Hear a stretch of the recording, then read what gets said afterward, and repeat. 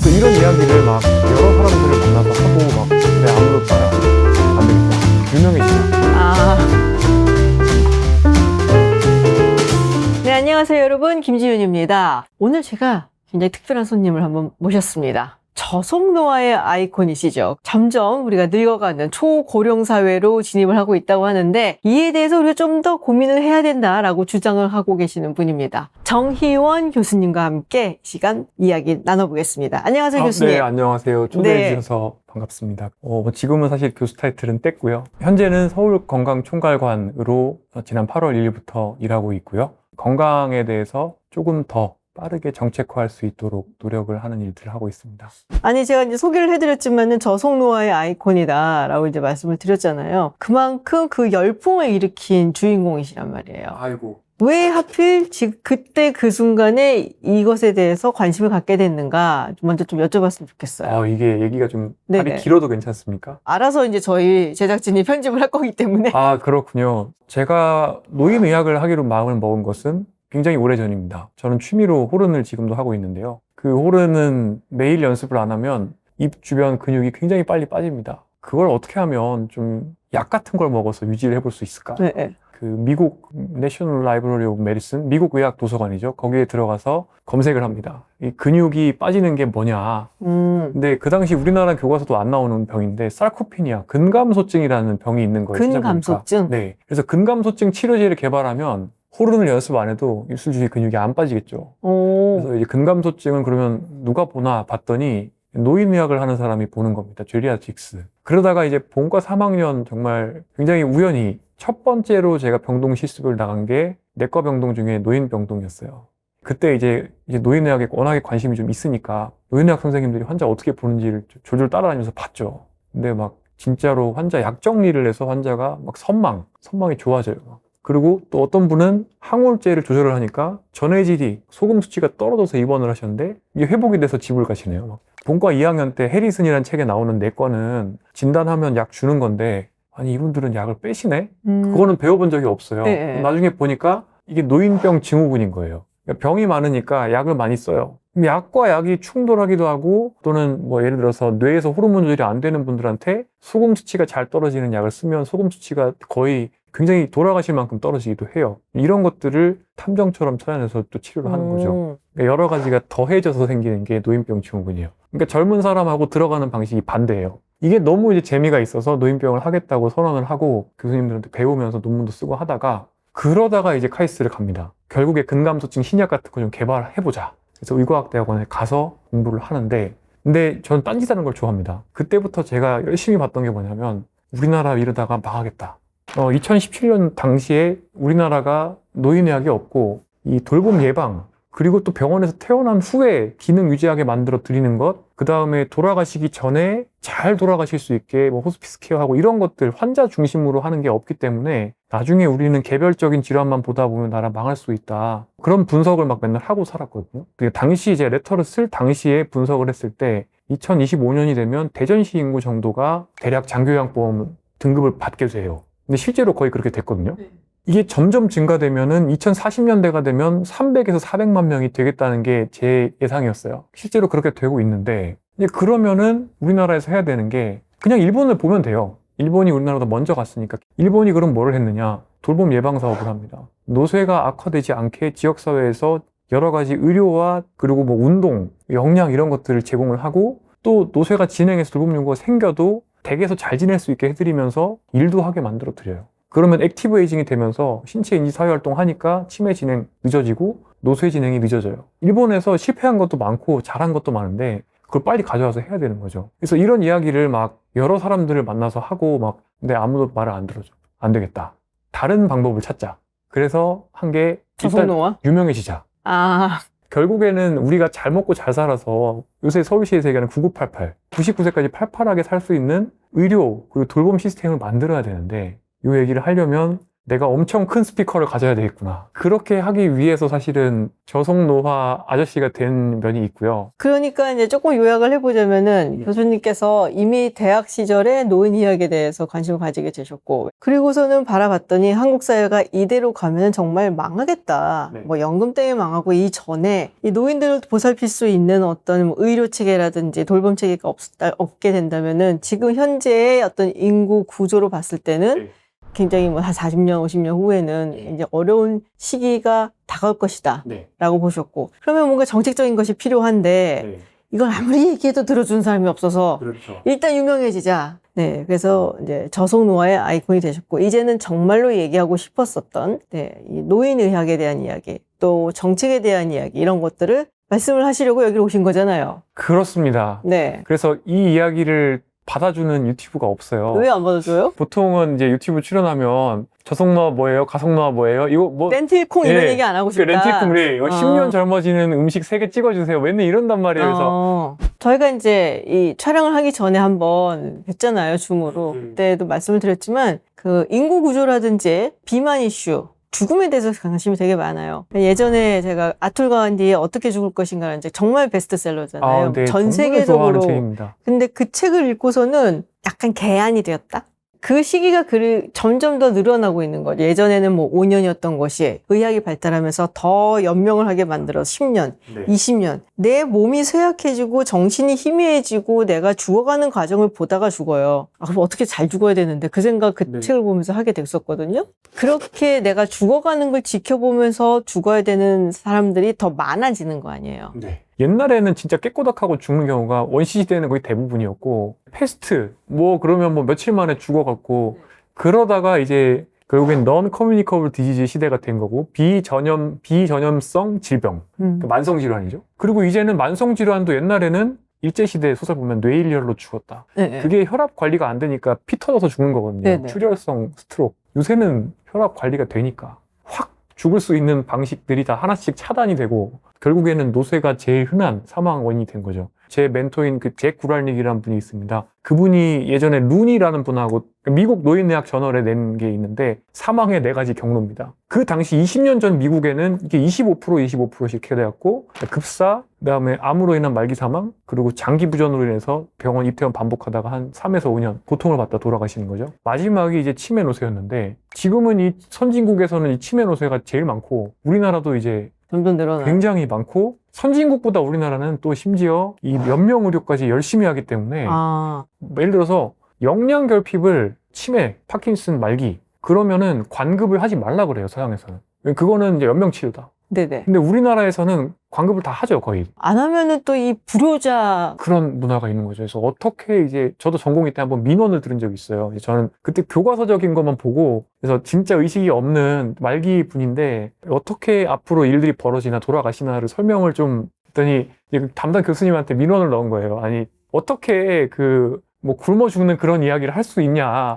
이제 그게 우리나라 약간 사고 방식인 것 같기도 그쵸, 해요. 그쵸. 그래서. 옛날에는 자연사가 되게 드물었다. 멀쩡히 살다가 죽는단 말이에요. 무슨 사고를 당한다든지. 근데 지금은 사실은 그런 경우가 별로 없고, 사고를 당해도 살려놓잖아요. 그러다 보니까 노쇠해서 죽어가는 자신의 모습을 보면서, 그리고 그거를 굉장히 부담스러워하는, 뭐 말은 안 하지만 사실 부담스럽죠. 뭐 시중도 해야 되고 가족분들이 여러 가지로 이제 신경을 많이 써야 되니까 그렇게 되어가고 있는 중인데, 특히나 한국은 그게 더 심하다는 말씀이시죠. 그렇죠. 그리고 이게 동아시아 특징인데, 쌀농사 문화라는 건 가족주의거든요. 예를 들어서 저희 할아버지는 28년생인데 아들 셋 딸 하나가 있어요. 그러면 결국에는 근처에 사시는 저희 작은 삼촌이 또 챙겨 보러 갈 수도 있고, 또 서울에 사는 삼촌과 아버지가 서로가 이제 돌아가면서 할 수 있는. 근데 이제는 아이가 하나나 둘이어요. 그러니까 저희 부모님은 이제 저와 저의 동생이 있는데, 봐줄 수 있는 사람이 없으면, 그렇게 해서 치매 노쇠가 온 분을 그럼 다 24시간 간병을 붙이려면 지금 현재 월 1,000만 원이 들거든요. 이러면 이제 우리 사회가 안 굴러가죠. 그렇기 때문에 이게 사실은 국가적인 관점에서 간병인 필요한 사람을 어떻게 줄이고 99세까지 잘 먹고 잘 살게 할 것인가, 이거에 대한 고민을 정말 많이 해요. 이제는 사실 제 주변을 보더라도 저랑 동년배인 친구라든지 아니면 선후배들의 부모님들 굉장히 많아요.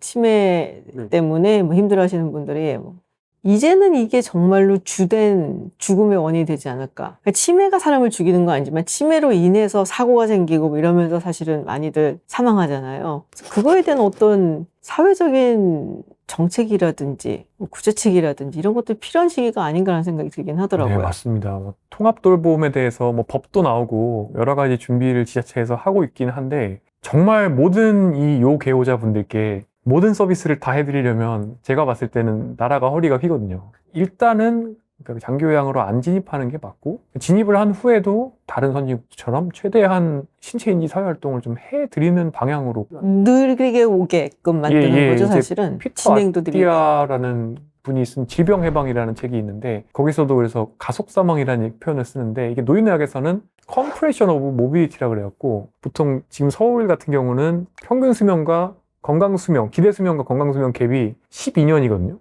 그러니까는 건강하게 살 수 있는 나이와 그리고 실제로 이제 기대 수명 간에 한 12년 정도 차이 난다. 그럼 한 12년은 안 건강하게 사는 건가요? 대략적으로 봤을 때 우리 몸에 있는 컴포넌트를 그냥 100이라고 봤을 때 컴포넌트 모든 부속의 성능을 다 합친 걸 100이라고 했을 때 20에서 25점 정도가 깎이면 그때가 이제 건강하지 않은 그러니까 건강수명이 대략 끝난 걸로 볼 수가 있는데 그 정도가 되면 대부분의 사람들이 사회생활을 멈추게 됩니다. 전국적으로 봤을 때 뭐 다양한 방법으로 계산을 하는데 WHO식으로 계산했을 때 건강수명이 뭐 72세, 73세 뭐 다양하게 나오거든요. 우리나라 사람들의 실질 은퇴 연령이 아마 72.3세인가 그랬을 거예요. 72세 정도인데 거의 비슷해요. 그리고 서울 시민한테 몇 세를 노인이라고 느끼시나요를 물어보면 그 시점 정도가 나옵니다. 그러니까 이 시점이 되면 밖에서 봤을 때도 허리가 좀 굽고 지팡이도 좀 필요하고 막 이럴 수 있는 거죠. 막 일상생활을 완전히 완벽하게 내가 다 하기 좀 어려워지니까 바깥 경제활동을 좀 줄이시는 경우가 많고 이 기간 노쇠해서 바깥에 잘 못 나가고 점점 이제 쇠약해지고 위축되는 과정을 줄이자는 게 노인의학 하는 사람들의 생각이에요. 근데 지금 한 12년 정도 된다. 네, 그거를 최대한 이렇게 압축시킬 수 있다. 건강하지 않게 살게 되는 기간을 최대한 줄여보자. 라는 것이 이제 하나의 해결책이다라는 말씀이시잖아요. 그렇죠. 근데 그러려면 사실은 이제 3단계가 필요합니다. 원래는 이제 어렸을 때부터 건강관리 잘해야 되고 성인이 되면 그때부터는 저속노화적인 생활습관 예를 들어서 콩팥 기능이 1년에 1%씩 떨어지고 근육량이 1년에 1%씩 떨어지거든요. 뇌 기능도 비슷하게 이렇게 쭉쭉 떨어지는데 이런 거를 안 떨어지게 만들려면 저속노화를 하면 됩니다. 늘 말씀드리는 잘 먹고 잘 자고 운동하고 그런 겁니다. 근데 그러면은 암도 지연되고 만성질환도 지연되고 뇌에는 아밀로이드 베타도 안 생기고 노인의 몸으로 되는 시점이 뒤로 미뤄집니다. 그리고 대략 100이라 그랬을 때 60점 정도만 남으면 간병인이 필요한 상황이 되거든요. 그 시점도 뒤로 미룰 수가 있는 거죠. 그러면 삶의 양과 질이 다 좋은 거죠.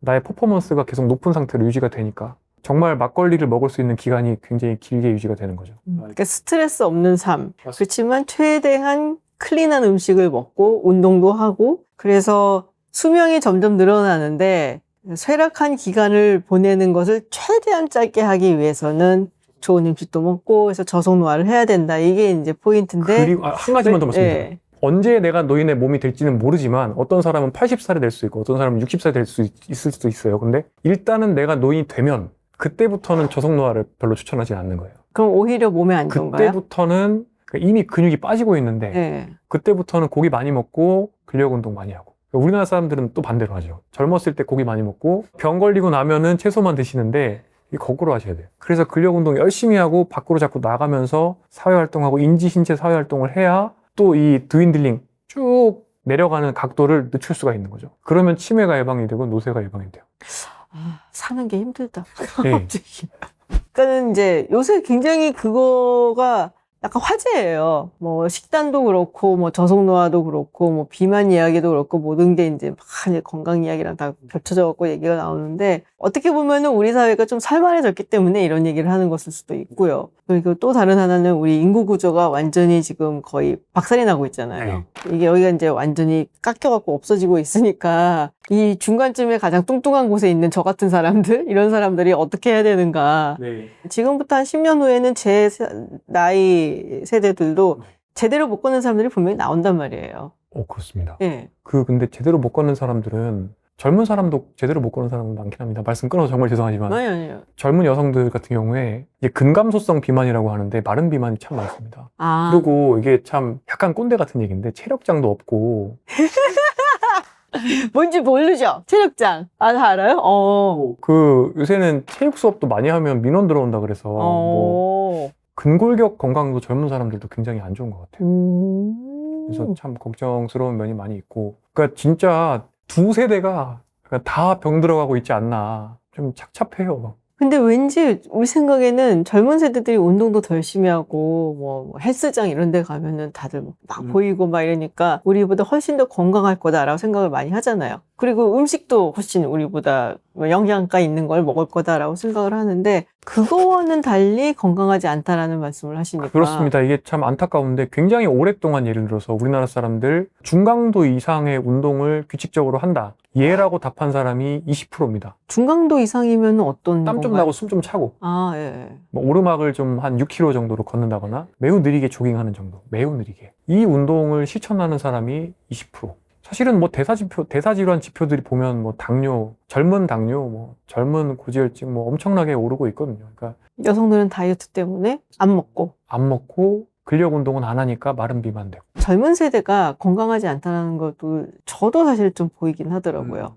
제가 이제 뭐 비만이라든지 이런 데 관심이 좀 많거든요. 네. 그러니까 이게 단순히 그냥 뭐 신체적 의학적인 이슈라기보다 사회, 정치, 경제적인 이슈이기 때문에 옛날부터 관심이 좀 많았었어요. 그래갖고서 그걸 막 이제 찾아보다가 유튜브 같은 데서 그 고도 비만 혹은 네. 초고도 비만 이런 분들이 다이어트를 한다든지 아니면은 다이어트를 한다고 했는데 더 먹는다든지 뭐 그런 영상들을 보게 된 거예요. 이분들의 그 드시는 음식을 보면 교집합이 있어요.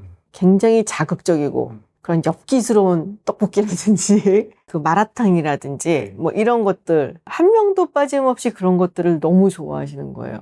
우리 사회가 원래부터 이렇게 자극적인 걸 좋아했나? 그리고 디저트 같은 것도 너무 과하다. 그냥 먹어도 되는 뭐 과자라든지 마카롱이라든지 이런 것도 일부러 똥카롱을 만들고 크루아상에다가 생크림을 확 넣어서 먹는다든지 뭐 이런 것들. 그래서 우리가 잘 살게 돼서 이렇게 된 것일까? 아니면 뭔가 더 부족하기 때문에 추구하게 된 걸까? 그래서 되게 궁금해지더라고요. 그 스탠딜 멀레이너선이라는 하버드 교수님이 쓴 결핍의 경제학, 지금은 결핍이 우리를 어떻게 변화시키는가? 이렇게 재출간됐는데요. 그게 제 인생 책인데요. 아침에는 굉장히 우리가 멀쩡하다가 저녁이 되면 될수록 점점 더 막 술도 찾고 매운 걸 찾게 되는 스스로를 보게 되잖아요. 이런 것들을 스탠딜 멀레이너선은 경제학자인데 굉장히 재미있게 명명을 합니다. 대역폭이라 그래서 가처분 소득, 가처분 시간처럼 가처분 뭐 의지력 이런 식으로 생각할 수 있는 거죠. 이 가처분 의지력 안에 뭐가 너무 많이 들어있으면 내가 생각할 수 있는 여러 가지 것들이 이제 다 점유돼 버려갖고 그러면 사람이 터널 안에 들어있는 것처럼 돼서 지금 당면한 과제만 생각을 하게 되고 장기적인 시각을 가지 못하게 되니까 근시안적인 판단을 하게 되고 예를 들어서 굳이 안 사도 될 거를 막 산다거나 그 다음 몸에 해로운 쉐이크 이런 걸 막 햄버거 막 프라이와 함께 먹고 그런 행동들을 하게 되고 그러니까 이 터널링이 굉장히 심한 사람들 막 하루에 왕복 출퇴근을 4시간씩 하면서 돈도 별로 되게 궁하고 그러고 막 쪼이고 막 일도 쪼이고 막 이러면 집에 와서 소주 막 병나발 불게 되거든요. 그러면은 또 다음날 컨디션이 나쁘니까 또 자기 효능감 떨어지고 우울감 악화되고 이렇게 악순환 되거든요. 경험을 해봐서 아는 건데 그런 상황이 되면 라이프 스타일을 억지로 내가 유지하는 건 진짜 어려운 거죠. 그러면 사람들이 현대사회에서는 그런 터널 안에 갇혀 있는 사람들이 더 많아졌다는 얘기인 건가요? 그런 것 같아요. 근데 그게 그러니까 결국에는 가처분 시간도 있어야 되고 우리가 건강 관리를 하려면 그다음에 가처분 소득도 있어야 되고 그리고 이 가처분 자제력, 의지력도 있어야 돼요. 세 가지가 다 같이 있어야 돼요. 근데 이 가처분 시간과 자제력을 없애는 것 중에 사실은 우리가 불필요하게 없애는 것도 있어요. 도파민이 똑같은 도파민이지만 쭉 나왔다 훅 빠지는 도파민이 있다. 뭐 술을 먹거나 쇼폼을 보거나 이런 몸에 해로운 행동들을 하면 전두엽에 안 좋은 행동들을 하면 결국에는 나중에는 즐거운 부분은 적고 스트레스는 많이 남거든요. 이 코카인 같은 걸 연구를 해보면 나오는데 그래서 우리 사회는 나를 돌보는 방식이라고 내가 하고 있는 것들이 사실은 나한테 더 많은 스트레스를 주고 시간을 빼앗아가는 것들이다 라는 생각을 많이 하게 됐어요. 어떤 것들이요? SNS를 굳이 막 스크롤 계속하거나 하루 종일 쇼폼 보거나 뭐 소울푸드라고도 하기도 하고 컴포트푸드라고도 얘기를 하는데 그런 음식을 먹어서 굳이 혈당을 빠르게 올렸다가 또 그런 거 먹을 때는 또 도파민과 엔돌핀 나오는데 혈당 떨어질 때 또 스트레스 받고 그런 것들을 사람들이 쫓아가는 거죠. 이제 그러다 보면 도파민 센서가 굉장히 둔감해져요. 도파민 센서가 둔감하니까 낙이 없는 사람이 되거든요. 더 자극적인 걸 쫓아가고 더 기가 막히는 숏폼 더 자극적인 맵단 짠, 그러면 또 대사 건강이 나빠지게 되면 예를 들어서 염증이 오고 사람 몸도 붓고, 그러면 잘 때 코골이도 심해지고 수면의 질이 떨어지면 다음날 스트레스는 더 받고, 악순환. 그러면 더 몸에 안 좋은 거 먹고 싶고, 그 상황에서 가처분 소득, 가처분 시간, 가처분 의지력이 떨어지게 되면 악순환으로 가는데, 이거를 돌리려면 되게 힘든 거죠. 그래서 사실은 사회의 역할도 굉장히 중요하다고 제가 말씀을 많이 드려요. 그래서 이거를 해결하려면 사람들이 스트레스를 덜 받고 가처분 시간이 많고, 그 경제적으로 지갑이 가벼워도 그래도 누구나 좀 건강한 음식에 접근할 수 있고, 우리가 외부에서 먹을 수 있는 음식의 기본값, 디폴트 초이스가 또 가속노화 음식이잖아요. 그렇죠. 참 이게 쉽지가 않은 것 같아요. 그래서 사회가 많이 바뀌어야 되는 것 같고, 그런 생각들을 혼자서 그냥 많이 해요. 사람들이 어떻게 하면 결국에 더 행복할 수 있나? 그래서 스트레스 덜 받고 더 많이 자고, 그러면은 내일 더 잘 먹을 테고, 그러면 남는 시간에 러닝도 좀 할 테고, 이게 되는데, 이게 우리 사회가 사회적으로 이게 좀 되나? 일도 많이 해야 된다 그러지? 통근 시간도 뭐 거의 전 세계 최상위권 중국보다 훨씬 길고, 공부를 하면 할수록 이게 개인의 문제가 아니고 내가 의지력 가지고 못해서, 의지력이 없어서 그런 게 아니라 이런 사회적으로, 사회가 사람이나 또는 사회가 나를, 그리고 내가 나를 바라보는 관점 자체를 과거에 대한민국이 굴러가는 원리 원칙에서 좀 바꿀 때가 되지 않았나, 뭐 이런 생각 많이 하게 됩니다. 아니, 저는 말씀드렸다시피 비만이라든지 건강 이슈 이런 거에 관심이 되게 많은 이제 이유 중에 하나가, 사실 그렇잖아요. 저개발 국가 말고 선진국이라든지 어느 정도 사는 국가들을 보면은 이거는 아주 명확하게 소득 수준하고 연관이 있단 말이에요. 그렇습니다. 저소득층은 네. 비만율이 높고, 네. 고소득층은 비만율이 낮고, 이건 결국에는 말씀하신 것처럼 가처분 시간과 그리고 뭐 가처분 소득 뭐 이런 것들이 가능하기 때문에 관리도 할 수가 있는 거고, 신경도 많이 쓸 수가 있는 거고, 되게 슬프다는 생각을 많이 했어요. 네. 결국에는 경제적 사회적 수준이 수명하고도 연결이 되고, 네. 삶의 질하고도 연결이 되고, 네. 우리도 이제는 그런 사회로 진입을 했구나라는 생각을 되게 많이 하게 됐거든요. 코로나 시절에 제가 제일 마음이 아팠던 게 뭐냐면, 당시에 이제 베이비 부머분들 세대, 그 당시에도 이제 신체 활동이 주는데, 소득 상위 20%는 신체 활동이 유지되거나 증가가 되고, 소득 하위로 가면 갈수록 운동을 더 못 하시는 거예요. 거의 이제 건강 문제가 이 사회 문제와 겹쳐지고 있구나. 점점 빨라진 것 같아요. 네. 그쪽으로 가는 것 같더라고요, 네. 보니까. 그래서 역시나 이게 또 국가의 역할이 굉장히 중요해지는데, 굉장히 쉽지 않다고 느끼고 있습니다. 뭐 개인적으로는 이제 도시에서의 삶을 경험하는 것 자체가 조금 더 내가 건강한 선택을 할 수 있도록 도와주는, 예를 들어서 뭐 디폴트로 잡곡밥을 먹을 수 있는 식당이 많아진다거나 뭐 이런 식의 방향으로 조금씩 바뀌기 시작하면, 저는 어느 순간부터 잡곡밥 500원 더 내면 먹을 수 있는 게 디카페인 커피 옵션처럼 될 것 같다고 보거든요. 도시에서의 이동도 마찬가지가 될 거고요. WHO 건강도시 개념이 원래 그거긴 하거든요. 도시에서의 삶을 경험하면 내가 돈이 있건 없건, 시간이 있건 없건 조금이라도 더 건강한 초이스를 할 수 있게 만들어주는, 우리나라도 이제는 그런 생각들을 더 해야 되지 않나. 예전에 봤던 그 한 연구에서는 횡단보도가 많은 곳일수록 사람들이 비만율이 낮다라는 게 있었어요. 저는 그게 되게 흥미로웠고, 한국을 찾아본 적이 있어요. 그래서 횡단보도가 가장 많은 곳이 제 기억에는 강남구, 서초구, 중구 뭐 이런 곳이었고, 중구야 사실은 이제 거의 도심이니까 뭐 그럴 수밖에 없는데, 그래서 진짜로, 그리고 비만율이 낮고 이런 데가 사실은 강남구, 서초구 이런 데예요. 이건 뭐 소득 수준하고도 연관이 있긴 하지만은 어쨌든, 그리고 비만율이 높은 지역들은 대체로 시골이고, 그래서 당연히 횡단보도 수가 좀 적고. 서울이 대중교통이 잘 돼 있잖아요. 네. 그래서 전국과 비교했을 때 걷기 실천율 같은 경우에 서울은 68%거든요. 훨씬 많이 걷는 도시라는. 기본적으로 대중교통이 잘 돼 있고, 지하철 타려면 걸어야 되니까요. 그리고 횡단보도 말씀 주셨는데, 네. 서울시가 확실히 보행 친화적인 건 맞는 것 같고. 사실 이제 뭐 굉장히 여러 가지 이야기들을 지금 다양하게 해보긴 했는데, 결국에는 그런 거잖아요. 그러니까 한국 사회의 어떤 인구 구조가 굉장히 불균형에 지금 발전을 하고 있고, 그것 때문에 두 가지 문제가 발생을 한다고 할 수 있는데, 하나는 노화가 된 상태로, 그리고 쇠약해지는 것이 쭉 진행이 되면서 오래 살게 되는 그런 세대가 맞습니다. 있고, 그러면 이것을 어떻게 사회적으로 우리가 책임을 질 수 있을 것인가. 근데 개인이 혼자서 책임지기에는 너무 이게 부담이 되니까, 그걸 어떻게 할 것인가에 대한 진지한 고민이 필요하다라는 것이고, 또 다른 하나는 이제 지금 젊은 세대, 이 젊은 세대가 결국에는 앞으로 이제 이 사회를 짊어지고 가야 될 텐데, 이 젊은 세대의 건강이 굉장히 안 좋아지고 있다라는 것. 오히려 이제 중장년이나 아니면 노령층 같은 경우에는 예전에 의도했든 의도하지 않았던 간에 저속 노화의 삶을 살았기 때문에 이제 좀 건강하게 살 수 있는 기간이 길어졌는데 젊은 세대는 가속 노화의 삶을 어릴 때부터 살아와갖고 그렇죠. 앞으로 남은 이들의 삶이 네. 건강하지 못할 가능성이 훨씬 더 높다. 맞습니다. 저는 고무밴드 현상이라는 걸 얘기를 많이 해요. 이게 뭐냐면 우리 세라밴드 있잖아요. 세라밴드에다가 취직, 결혼, 출산, 집 구입 뭐 이런 걸 쭉 써놓고 그 사망까지 이거를 쭉 잡아들이는 거예요. 98년으로 보면 건강수명 67.4세 그리고 기대수명 74.8세 23년 기준으로 중위연령이 45.6세고 기대수명이 근데 10년 가까이 올랐어요. 83.6세 건강수명도 많이 늘었습니다. 73.1세 그런데 신입사원 평균 연령이 그 사이에 거의 6년이 늦어지고 결혼하는 연령도 거의 한 5, 6년 늦어지고 그러면은 사실 가임 기간이 짧아지는 것이기 때문에 첫째와 출산 모의 평균 연령이라는 어려운 통계 지표가 있는데 이게 이제 7년이 지연이 된 거죠. 그러니까 생애주의가 굉장히 길어지면서 베이비 부머 분들께서 현역에 계시면서 점점 더 연로회에 가시면서 노쇠하지 않고 근데 그 밑에 이제 에코 세대가 올라오는데 그 두 세대가 사회에 제한된 의자를 가지고 경합을 하다 보니까 집도 부족하고 직장도 부족하고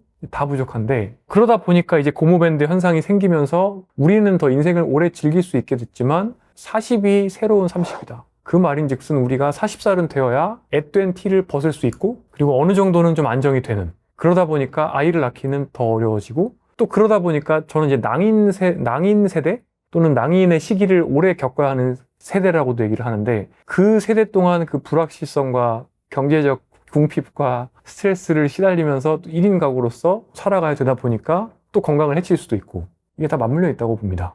어떻게 이민을 갈까요, 제가? 실제로 그래서 조세연구원에서 그런 얘기를 했었죠. 이민 가라고요? 제가 이제 한국은행 이제 보고서를 많이 까는데 이게 이제 제일 제가 많이 깐 보고서인데 앞으로 이제 간병이 필요한 사람이 400만 명이 될 거다. 그러면 간병인이 150만 명쯤 부족하다. 그러면은 그 간병인을 수입을 하자. 컨클루전이 되게 웃겨요. 그러므로 차등 최저임금이 필요하다. 좀 말도 안 되는데 올해 이제 비슷한 보고서가 자꾸 나오길래 제가 한국은행에 연락을 해서 쳐들어갔죠. 한국은행에서는 어떻게 이럴 수가 있냐. 그러니까 건강에 대한 변수를 어떻게 이렇게 무시할 수가 있냐. 일본은 노쇠 예방을 했다. 우리도 해야 되지 않냐. 이 보고서가 나오고 얼마 안 있다가 조세연구원인가에서 보고서가 나오는데 고령자가 해외 이주를 많이 하면 좋대요. 그 간병 부담을 줄일 수 있지 않겠나.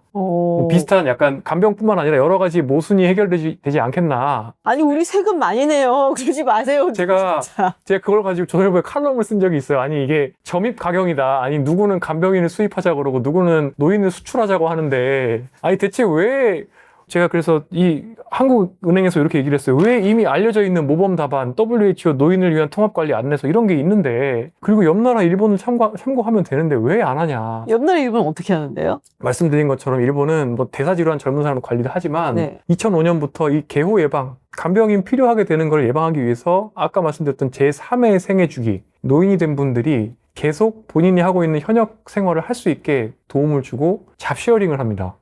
사실 경제도 성장시키면서 동시에 사람들 건강하게 만드는 방법이 이 일을 나눠서 펴서 하게 만드는 겁니다. 이게 찰스 구타트 교수가 이분이 구타트의 법칙으로 유명합니다. 한 경제 지표를 목표로 삼게 되면 사람들이 컨트롤을 해버리면 의미가 사라지잖아요. 더 이상 경제 지표를 볼 수가 없다. 이 말을 한 사람이 찰스 구타트인데 이제 이 할아버지가 일본이 왜 생산 가능 인구는 계속 줄어드는데 GDP는 왜 줄어들지 않는가? 그러니까 근데 우리는 이제 한국은행에서는 노인이 증가되면 우리나라 망했고 뭐 1%씩 맨날 빠지고 맨날 그 얘기를 하는데 일본 노인이 증가됐는데 나라가 성장을 했고 심지어 프로덕티비티로 봤을 때는 2%씩 워킹 에이지 파퓰레이션의 프로덕티비티는 1년에 2%가 는 거예요. 어떻게 했나 봤더니 산업구조 혁신을 했다. 그 다음에 오프쇼어링을 제대로 했다. 90년대 말부터 시작해서 중국이나 아세안 국가로 오프쇼어링을 많이 했고 일본이 많은 돈을 가지고 있으므로 그 돈으로 역외 투자를 열심히 해놓은 거죠. 쓸모가 있게. 그 다음에 세 번째가 뭐냐면 일을 펴서 한 겁니다.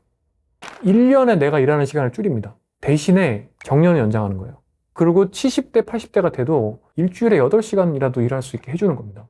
대신에 월급은 되게 조금 받아도 내가 한 달에 100만 원만 내가 일주일에 8시간만 일해서 벌면 되게 좋은 거죠. 사회적으로도 그러면 이전 소득을 우리가 국민연금을 뭐 소득 대체율 가지고 맨날 싸우는데 그게 아니라 일을 조금만 하시면 이전 소득의 역할이 줄어들죠. 그리고 일을 하면 신체 인지 사회 활동이 되죠. 일하러 가야 되고 머리 써야 되고 사람 만나야 되니까 그러면 치매 노쇠가 예방이 돼요. 그러면 꼭 먹고 안 먹고 일석삼조 아니에요? 그러니까 이거를 이렇게 보고서를 써놓은 게 있는데 우리는 간병인을 수입하거나 노인을 수출할 생각만 하고 있고, 그러고 나서 이제 노인은 무조건, 그러니까 옛날에 한국은행 보고서 가관인 것들이 있어요. 서울에 더 이상 집 지으면 안 된다는 보고서가 한국은행에서 나온 적이 있습니다. 인구 고령화가 주택 시장에 미치는 영향이라는 한국은행 보고서입니다. 이게 나이가 들면 65세가 되면 집 팔고 시골로 간다는 겁니다. 누가 가요? 무슨 소리야. 나이 먹을수록 도시 살아야 돼. 병원 근처 살아야 되고 슈퍼마켓 근처에 살아야 되는 거야. 그죠? 그러니까요. 근데 이 보고서는 뭘 봤냐? 90년대 일본을 본 거예요. 90년대 일본의 노인.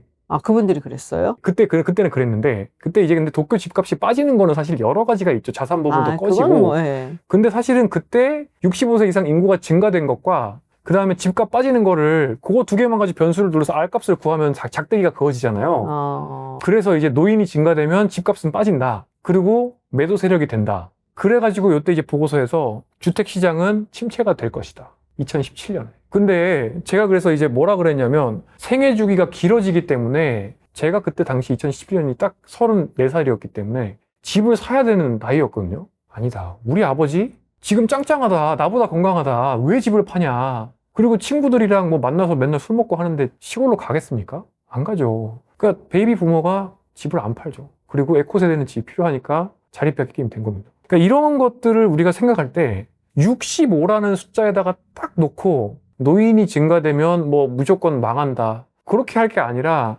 사람의 이 고무밴드 같은 생애 주기, 그리고 각 인구 코호트에 따른, 지금 뭐 40년대생, 그 다음 50년대생 각각의 코호트마다 노화의 궤적이 달라요. 또 그 세대마다의 일정 시점이 됐을 때의 노쇠 정도와 치매 발병률과 장기 요양을 쓸 가능성이 다 달라요. 그런 걸 다이나믹하게 분석을 해서 정책을 만들고, 그리고 우리가 잘 살기 위한 고민을 해야지 뭐 이미 우리나라는 끝났다. 뭐 저는 그거는 정말 너무 싫고요. 사실 우리는 더 좋은 미래의 한국을 만들 수 있습니다. 이게 뭐냐면 숫자 나이만 가지고 우리가 맨날 전체 부양비를 계산을 해서 한국은 2060년대가 되면 젊은 사람 1명이 2명을 돌봐야 되기 때문에 무조건 망했다 이렇게 얘기를 합니다. 근데 그게 아니라 노인의 몸을, 제가 말씀드린 건강 노화를 해서 노인의 몸이 되는 시점을 뒤로 미루면 실질적인 은퇴 연령을 일본처럼 늦출 수가 있고, 근데 이게 절대로 한국식 정년연장 얘기하는 거 아닙니다. 그러니까 제일 돈 많이 받는 분들께서 정규직으로 계속 이렇게 해서 젊은 사람 잡을 빼앗는 그게 아니라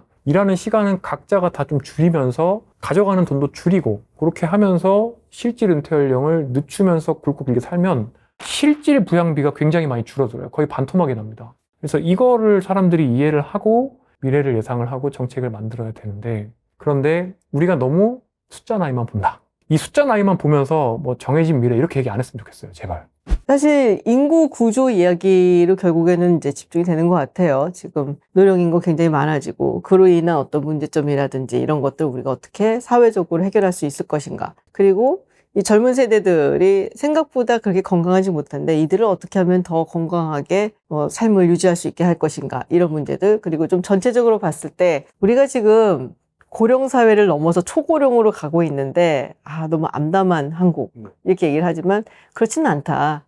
뭐 주변 국가, 특히 뭐 일본이라든지 이미 그 상황에 가 있거나 아니면 겪은 나라들을 보면은 충분히 해결 방법이 있다. 아주 비관적인 이야기만 하지 말았으면 좋겠다라는 말씀을 오늘 이렇게 압축적으로 해주셨습니다. 저속노화의 아이콘이다라고 말씀을 드렸지만 사실은 그것뿐이 아니고 그걸 넘어서서 좀 더 건강한 사회 전반적으로 봤을 때도 미래가 있는 사회를 좀 만들고 싶은 그런 포부가 굉장히 있으신 것 같아요. 제가 서울시에서 언제 잘릴지는 모르지만 열심히 해보겠습니다. 네, 이제 뭐 큰 스피커가 되셨으니까 많은 말씀, 또 굉장히 좋은 말씀들을 많이 해주실 거라고 기대하겠습니다. 정말 직접 뵙게 돼서 영광입니다. 요거 편집해. 그러시면 안 돼요.